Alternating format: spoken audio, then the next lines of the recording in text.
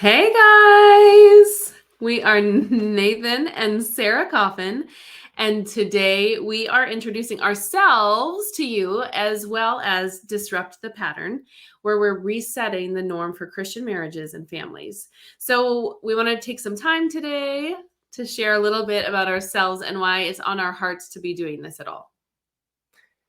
You could be wondering, why do these two people think they qualify to talk to anybody about marriage and family? And honestly, we don't feel like we're any different or more special, but what we do want to be is a couple that recognizes that in our mistakes and experiences, we can have impact if we share the lesson and grace behind it. Okay, so what you can expect from us each week is discussion around a topic for the week, most of them being hot button topics that are going to get a little interesting. But we feel that instead of ignoring them, we may as well talk it out, right? So you'll see our unique personalities, and I'm sure it'll get a little bit humorous with my facial expressions and maybe a little bit of my sass. Not that you would know anything about that, but it's going to be really fun, and it's going to be epic to take lots of those topics and lots of those some of the stigma and just some of the things that need to be talked about and need to be dealt with no matter whose toes they step on. So take some time right now to like and subscribe so you get first dibs on new episodes when they come out. You're going to see them weekly, so you want to grab it when you can, listen right away, and see what topics we're on next. So, just a little about us. We've been married almost 17 years. We have 3 awesome kids, a daughter that's 13, and 2 boys that are 11 and 9. For most of our marriage, it's been, work, school, church, sports, sleep, and repeat. Living the good life and just trying to navigate marriage and parenting as we went. To many, we've always looked like probably the picture of a wonderful marriage and family. We both grew up in Christian homes, came to know Christ when we were young, and went to church every week whenever the doors were open. And yet, Yet, we experienced Satan creeping into our marriage and home.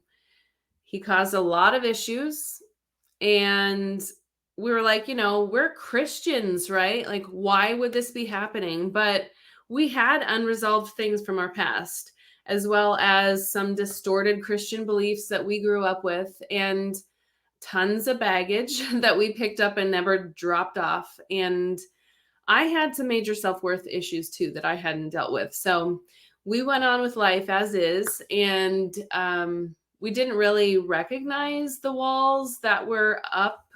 Like, sometimes you are just in it, and unless you're outside of it, you can't really see that. So we didn't take action. We didn't meet the problems head on together, and that eventually led to some major issues in our home. and what we needed before all of that happened was a major disruption instead of letting it lurk and continue under the surface and never really facing it head on. But it's pretty typical, right? I mean, you just ignore it and it'll go away. Keep smiling and say everything's fine. So, our hope for Disrupt the Pattern is to help other people not make the mistakes we did and maybe make disruptions before the problems become big, usually too big in their minds. Right? Like, sometimes you get to that point, you're just like, this is a lot. This is too much. We can't go back. What would people, all the things. So, and I don't know, maybe you guys agree with us. Like, we see it over and over and over again in both Christian and non-Christian homes that Satan is attacking marriage and families. I remember many years ago, I don't even remember how old she was, but our daughter was sitting with me at the dining room table one day, and she goes, "Mom, do I have a stepmom?" And I'm like, no. Why would you ask that? Or why would you think that? But she said that most of the kids in her class had a stepmom. So she thought maybe she had one too. Like, she had no idea what that meant. So Like, it's just becoming the norm to have broken homes across the board in any home, whether it's Christian or non-Christian. And it's because we're falling into like one of two extremes. Now, we're not going to overgeneralize like that's the only reason, right? But like the extremes are Christian families, right? We're doing our thing. We just kind of like get into the routine of like work, sleep, family, sports, church, and repeat.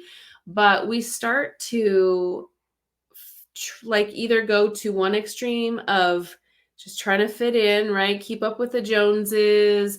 We don't want to be too separate or too churchy and be, kind of left out of things. So we just eventually kind of, look like everybody else. But sometimes people err on the side of going to the other extreme and they isolate themselves in the church culture, right? In the Christian culture. So it's just like going to church, staying at the church, everything is with the Christian, church community, but we're steering clear of being authentic and we're just kind of keeping that disconnect between other people. And keeping that facade, right? Like everything's under control because Christians don't struggle, right? Right? Right. Right. Not right. We think there has to be a middle ground in those extremes somewhere. And we fully believe that authentic Christians are so needed in order to show people that Christians don't have it all figured out either. And sharing our struggles and victories and seeking help is exactly what Satan doesn't want. He knows that there's power in vulnerability and our message in it. When I was growing up, it always just felt like Christians shouldn't have struggles because we knew Christ, right? So we should have it all together. And if we didn't, then it was like because we weren't righteous enough or we didn't have enough faith. Yeah. And I felt that same way. And we just like, smile like everything's fine, right? And we could share like, oh yeah, we can share some things. Like I just said to Nathan the other day, like, do you see anyone coming up for prayer for like our marriage is broken and we're on our last like lifeline? We don't see that a lot. Maybe you guys do, but I don't see that very often happening. And I don't know why like marriage and family isn't something that we would like fight for desperately. Like no matter what, go to the altar, ask for prayer, like tell people something's wrong, like help us, right? But I feel like we feel like other people think the same thing as growing up. Like even Christians and non-Christians think like, well, we shouldn't struggle, right? So if somebody outside the Christian church or like that isn't in that culture, they see a Christian struggle, then it's like, oh, right? Did you hear about so and so? It's like we just are waiting for people to fall on their face. Like we're waiting for it. And everybody, right? Both sides are waiting for that, right? So of course that's going to keep you from sharing. Like it's going to keep you from seeking help, keep you from asking for prayer and confiding in anybody and just stuff it down. Like keep stuffing it down, right? And hope it all works out and just say like, well, God's got this, right? But the problem is that we have to take actions. He uses those for his will and he uses our steps and what we, our choices, but we can't just like sit on the floor where we are and think that it can all just go away. Like God will make this all go away. I'll just sit here and wait for him. He expects us to move and to take action. So Romans 12 verse 2 says, "Do not conform to the pattern of this world, but be transformed by the renewing of your mind. Then you will be able to test and approve what God's will is, his good, pleasing, and perfect will." So if you notice, it says, "Be not conformed." That's us making a choice to make action. And the patterns aren't just evil patterns, but they can also just be unhealthy patterns that creep even into the church, and we just follow along into them. So we feel that talking about both sides is definitely necessary. And although maybe not always popular, we just feel we need to do it. Yeah. So we're completely open to topic suggestions too. So if you want to message us or email us or whatever, we'll personally read each one and we can pick some to use in our future episodes. We're not going to maybe pick all of them, but like bring it on, right? Because they're all valid. We have this huge list of like hot topics that we want to talk about already, and it's going to get interesting.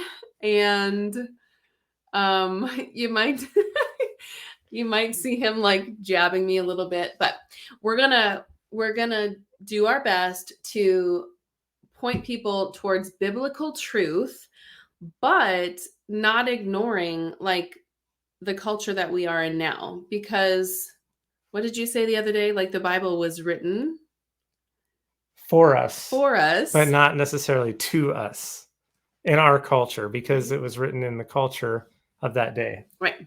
So we're going to make sure that there is a link in the description so that you can click the link, and then you can either email us, you can get on our mailing list so that you have more background and stay up to date with what's going on when our new episodes are coming out.